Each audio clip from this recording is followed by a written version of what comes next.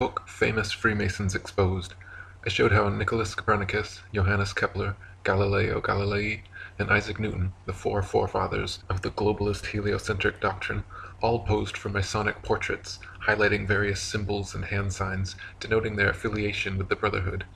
Galileo poses on a Masonic checkerboard floor, Kepler with the hidden hand sign, and all four of them pose with a Masonic compass and globe while flashing the Masonic M hand sign. Sir Isaac Newton was even knighted by Queen Anne at Trinity's College Masonic Master's Lodge.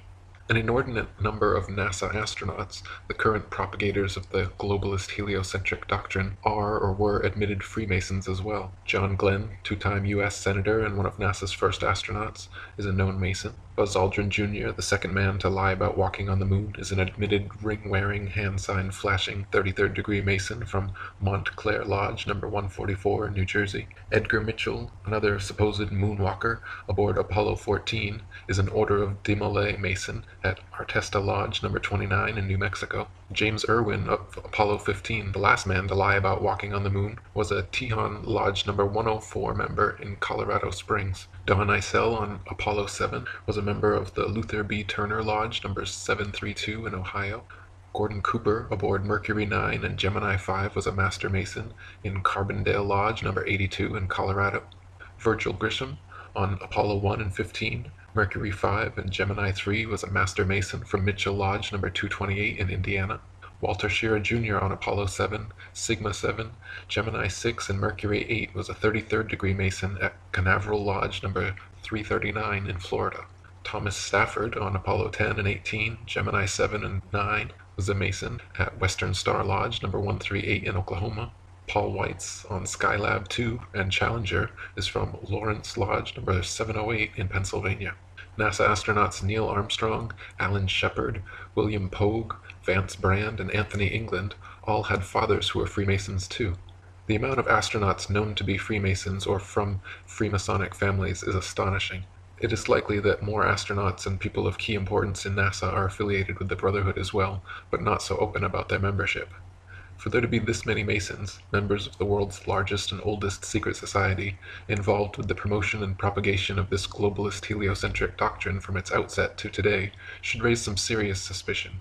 C. Fred Kleinecht, head of NASA at the time of the Apollo space program, is now the Sovereign Grand Commander of the Council of the 33rd Degree of the ancient and accepted Scottish Rite of Freemasonry of Southern jurisdiction. It was his reward for pulling it off. All of the first astronauts were Freemasons. There's a photograph in the House of the Temple in Washington, D.C. of Neil Armstrong supposedly on the moon's surface in his spacesuit holding his Masonic apron. NASA's logo is a red forked serpent's tongue overlaying the starry heavens. Serpents, and specifically their forked tongues, have long been associated with lying, deceit, cleverness, two-facedness, manipulation, and with Satan, the devil. Why would the National Aeronautics and Space Administration choose this as their official logo? The United Nations, the New World Order government headquarters, built on land donated by 33rd degree Freemason John D. Rockefeller, is represented by a logo and flag which clearly depicts a flat Earth divided into 33 sections. There are 33 official degrees of Scottish Rite Freemasonry, and the UN flag features a flat Earth divided into exactly 33 sections. Why would the United Nations founders choose a logo and flag of a flat Earth map divided into 33 sections? How is it that C. Fred Kleinecht, the head of NASA, retired and immediately became the head of the 33rd degree of Freemasonry? How is it that all the forefathers of the Ball Earth theory and so many NASA astronauts are all Freemasons? The Masons' esoteric religion, the very basis of their symbols and rituals, is sun worship. From their first day in the lodge, Masonic initiates learn that Freemasonry is all about light, enlightenment, illumination, hence the Illuminati, and hence worship of the sun as the giver of light. Masonic halls are all purposely constructed to correspond with the motions of the sun. They are always situated intentionally facing east towards the sun, with the worshipful master sitting in the far east on a throne engraved with a picture of the sun. The high festival of the Masons is on Christians' St. John's Day, or the 24th of June, otherwise known as Midsummer's Day, when the sun arrives at its annual highest elevation, the summer solstice. Regarding the Masonic rite of circambulation, 33rd degree Freemasonic historian Albert Mackey says, In Freemasonry, people always walked 3 times round the altar while singing a sacred hymn. In making this procession, great care was taken to move an imitation of the course of the sun. The rite of circumambulation undoubtedly refers to the doctrine of sun worship. Masonry is derived and is the remains of the religion of the ancient Druids, who, like the Magi of Persia and the priests of Heliopolis in Egypt, were priests of the sun. They paid great worship to this great luminary, as the great visible agent of a great invisible first cause. The Christian religion and Masonry have one and the same common origin. Both are derived from the worship of the sun. The difference between their origin is that the Christian religion is a parody on the worship of the sun, in which they put a man whom they call Christ in place of the sun, and pay him the same adoration which was originally paid to the sun. In Masonry, many of the ceremonies of the Druids are preserved in their original state, at least without any parody. With them, the sun is still the sun, and his image, in the form of the sun, is the great emblematical ornament of Masonic lodges and Masonic dresses. It is the central figure on their aprons, and they wear it also as a pendant on the breast of their lodges and in their processions. The sun, as the great visible agent of the Creator, was the invisible object of the adoration of the Druids. All their religious rites and ceremonies had reference to the apparent progress of the sun through the 12 signs of the zodiac and his influence upon the earth. The Masons adopt the same practices. The roof of their temples or lodges is ornamented with the sun, and the floor is a representation of the variegated face of the earth, either by carpeting or mosaic work. The emblematical meaning of the sun is well known to the enlightened and inquisitive Freemason, and as the real sun is situated in the center of the universe, so the emblematical sun is in the center of real Masonry. Only the scientific Freemason knows the reason why the sun is placed in the center of this beautiful hall, says Thomas Paine in his Origin of Freemasonry. The real reason the sun is placed in the center of Masonic halls is because it represents the core of their 5-century-long heliocentric deception. First, the sun worshippers took us off our ancient natural 13-month lunar calendars and replaced them with unnatural, irregular 12-month Gregorian solar calendars. Second, they put the sun into the center of the universe and then convinced people the earth and everything else revolve around it. Third, they made the sun the biggest object in the heavens, supposedly 119 times bigger than the moon, even though we can clearly see they are of equal size. Fourth, they demoted the moon to being a mere reflector of the sun's magnificent light, claiming the moon to have no light of its own. And finally, in 1969, the sun worshippers, aboard a craft named Apollo after the Greek sun god, claimed to land on and thereby spiritually and physically conquer the moon. Tex Mars in Codex Magica says, "The sun has ever been at the center of false religion. The ancient mystery religions venerated the sun, the solar disk, as deity. The Greeks honored Apollo as the child of the sun. The Romans paid homage to Mithra, the sun god. These pagan philosophies form the basis for the worship of the Illuminati and indicate the importance of the sun as a symbol of satanic deity. Now today, the Masons, as did the apostate Jewish elders and priests in the days of Ezekiel, continue to worship Satan the sun god, also called Lucifer or Baal, by other names. The name of their great god Jabulon, which is revealed to the Masons in the higher degrees, is a synonym for the solar deity. 2 of the 3 syllables in the name, Ba and Lan, mean Baal and On, both of which represent sun and fire gods. The winged disc symbol, displayed prominently over the doorway of Masonic lodges, shows a solar disc with eagle's wings and 2 serpents. This ancient symbol was found in Egyptian, Sumerian, Mesopotamian, Hittite, Anatolian, Persian, Native American, Mexican, and Australian tribal cultures, always representative of the sun. Eagles have also long been associated with the sun, since they fly highest, closest to the sun, and they can stare straight into its light. Roman generals kept golden solar eagles atop their rods as a sign of supremacy over the army. In Egypt, Horus the hawk was always symbolized with the sun over his head. The Native Americans also associated eagles with the sun, such as the Abenaki eagle god Kisosin the Sunbringer. NASA's Apollo 11 mission patch symbol shows an eagle landing on the moon. The Apollo 16 and 17 patches also prominently feature eagles. The Apollo 13 symbol shows 3 horses pulling the sun behind them, which references the ancient Greek legend of Helios, the sun god, traveling across the sky in a chariot drawn by horses. In total, NASA supposedly landed 12 men and 0 women on the moon. Since the moon has always been associated with the feminine and the number 13, the sun associated with the masculine, and number 12, putting 12 men on the moon, once again is symbolic of the Masonic patriarchal brotherhood conquering the divine celestial feminine.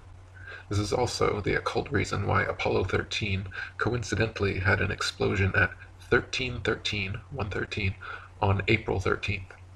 William Cooper in Mystery Babylon said, "To make interstellar travel believable, NASA was created. The Apollo space program foisted the idea that man could travel to and walk upon the moon. Every Apollo mission was carefully rehearsed and then filmed in a large sound stage at the Atomic Energy Commission's top-secret test site in the Nevada desert, and in a secured and guarded soundstage at the Walt Disney Studios, within which was a huge-scale mock-up of the moon. All names, missions, landing sites, and events in the Apollo space program echoed the occult metaphors, rituals, and symbology of the Illuminati's secret religion. The most transparent was the faked explosion of the spacecraft Apollo 13 named Aquarius, New Age, at 1313 military time on April 13th, 1970. So why do NASA logos feature serpent tongues and eagles? And why are there an excessive number of Mason astronauts? The eagle-winged solar disk symbol with twin serpents found in every Masonic lodge holds the answer. The double-headed eagle is the official symbol of the 33rd degree of Masonry. The 25th degree of Masonry initiates are known as Knights of the Brazen Serpent, and the 28th degree are known as Knights of the Sun. The religion of the Druids, precursor to modern Masonry, was the same as the ancient Egyptians, where priests ruled from Heliopolis, the city of the sun, a city full of obelisks built for their sun god Ra. David Bay in Freemasonry Proven to Worship Lucifer says, "The Egyptians believed that the spirit of their sun god Ra resides within the obelisk. Therefore, they would worship and pray to the obelisk always facing east 3 times daily if possible. The greatest obelisk in the world is the Washington Monument, created by the Freemasons in honor of President George Washington. To see how important the obelisk is to the Mason, you only have to go to a cemetery where Masons are buried and look at the many graves which display obelisk gravestones." And William Cooper again said, "The serpent is universally the symbol of the sun, as the sun was the great enlightener of the physical world, so the serpent was held to have been the great enlightener of the spiritual, by giving mankind the knowledge of good and evil. And according to the Bible, you know who gave man the knowledge of good and evil? Satan, Lucifer. Now if the adepts knew that the sun was a symbol of something that the people would not support, such as a belief that Lucifer, the devil, was the god that they worshipped, they would have to continue with their charade, so that the people would not decide to stop worshipping. Because if the sheeple figured it out, they would no longer support their activities. They would have to keep their beliefs from the people, and conceal their secret worship in hidden symbols. So sun worship as a religion prospered. The first person to ever present the idea of a sun-centered universe was Pythagoras of Samos in around 500 BC. Pythagoras is also widely recognized by Masonic historians as being the very first Freemason.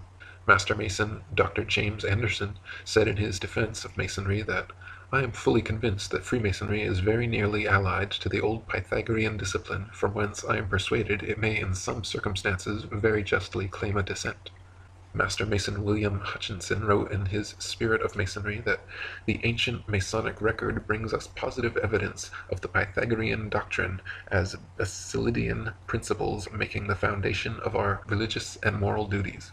Master Mason William Preston wrote that Pythagoras was among the first Masons, but contends in his Illustrations of Masonry that the records of the fraternity inform us that Pythagoras was regularly initiated into Masonry, and being properly instructed in the mysteries of the art, he was much improved and propagated the principles of the order in other countries into which he afterwards traveled. 33rd degree Freemasonic historian Albert Mackey, in his Encyclopedia of Freemasonry, wrote that on his return to Europe, Pythagoras established his celebrated school at Crotona, a Dorian colony in the south of Italy, about 529 BC, much resembling that subsequently adopted by the Freemasons. His school soon acquired such a reputation that disciples flocked to him from all parts of Greece and Italy. Pythagoras taught as the principal dogma of his philosophy the system of metempsychosis, or the transmigration of souls. He taught the mystical power of numbers, and much of the symbolism on that subject which we now possess is derived from what has been left to us by his disciples. He was also a geometrician, and is regarded as having been the inventor of several problems. The schools established by Pythagoras at Crotona and other cities have been considered by many writers as the models after which Masonic lodges were subsequently constructed. The disciples of this school wore the simplest kind of clothing, and having on their entrance surrendered all their property to the common fund, they then submitted for 3 years to voluntary poverty, during which time they were also compelled to a rigorous silence. The doctrines of Pythagoras were always delivered as infallible propositions, which admitted of no argument. Before admission to the privileges of this school, the previous life and character of the candidate were rigidly scrutinized, and in the preparatory initiation secrecy was enjoined by an oath, and he was made to submit to the severest trials of his fortitude and self-command. He who, after his admission, was alarmed at the obstacles he had to encounter, was permitted to return to the world, and the disciples, considering him as dead, performed his funeral obsequies, and erected a monument to his memory. The mode of living in the school of Crotona was like that of the modern communists. The brethren, about 600 in number, with their wives and children, resided in one large building. They arose before day to pay their devotions to the sun. The meals consisted principally of bread, honey, and water, for though the table was often covered with delicacies, no one was permitted to partake of them. It was in this secret school that Pythagoras gave his instructions on his interior doctrine and explained the hidden meaning of his symbols.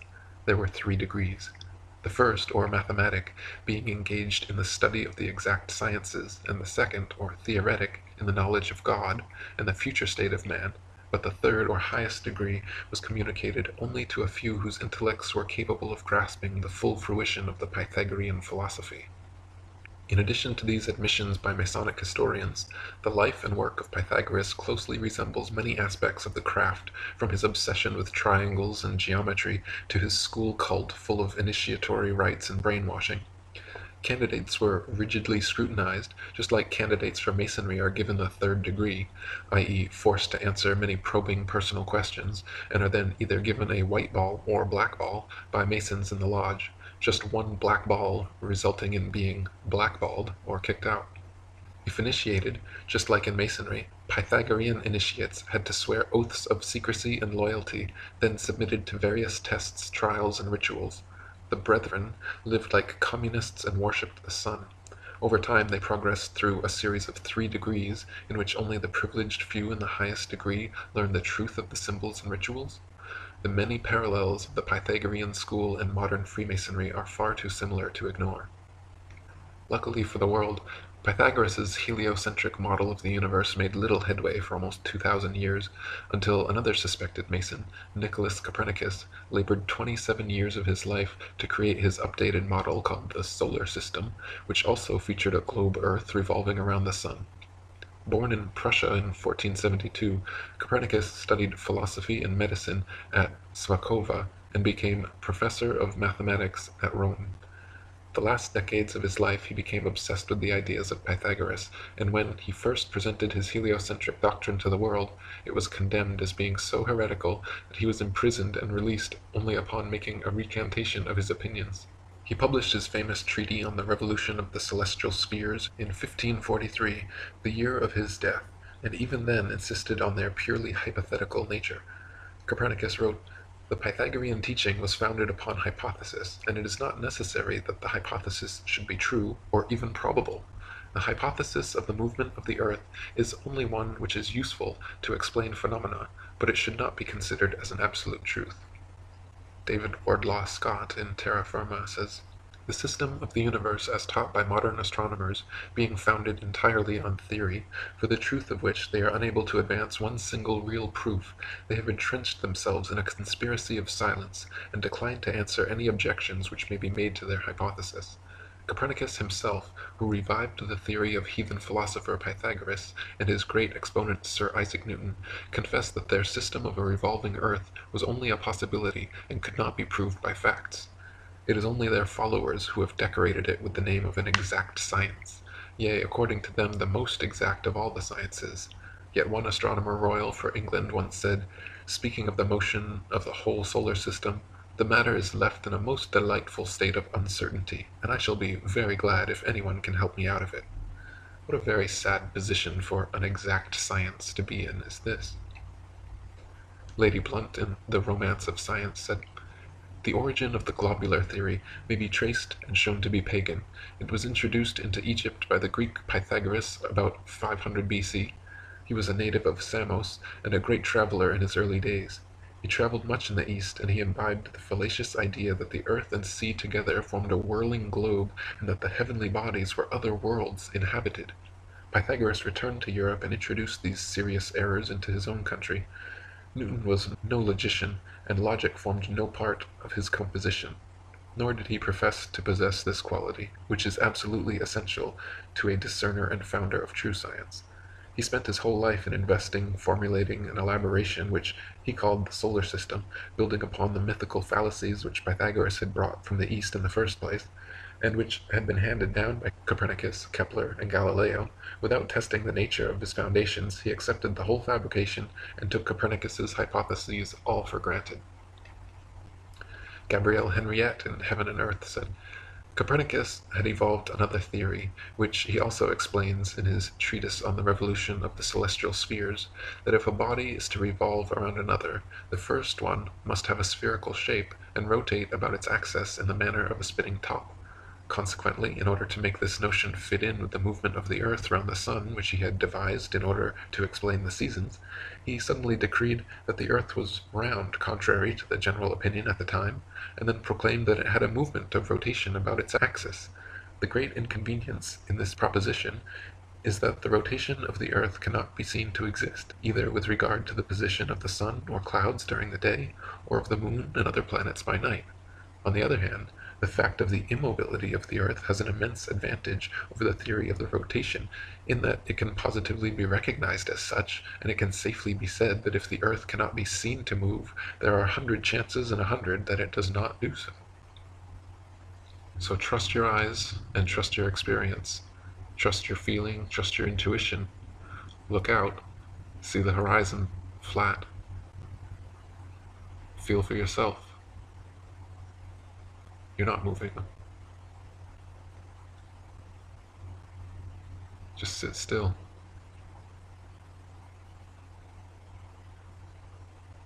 Just sit still for a second. You're not moving. You're not spinning around an axis at 1,000 miles per hour, rotating around the sun at 67,000 miles per hour, spiraling around the galaxy at 500,000 miles per hour, and shooting off from a Big Bang at 67 million miles per hour. You're not. You're motionless. You're just sitting there. Just sit still. What does that even mean, sit still? You think you could sit still with all those motions? Does it feel like you're moving? Feel that? Same thing you've always felt? Nothing? Ever? Nobody's ever felt movement? Nobody's ever seen the earth move? Nobody's ever seen the earth curve? Maybe you just got fooled by some Masons. Mark Twain said, "It's easier to fool people than to convince them they've been fooled." That's why it's so hard to convince you you've been fooled. You can't possibly believe that you and the rest of the world could have been lied to and deceived by these Masons. The oldest and largest secret society in the world, over 5 million members, all over the world, existing for hundreds of years. But not you, right? They couldn't fool you. Of course you're spinning around. Of course you are. That's what they told you in school. They don't lie to you in school.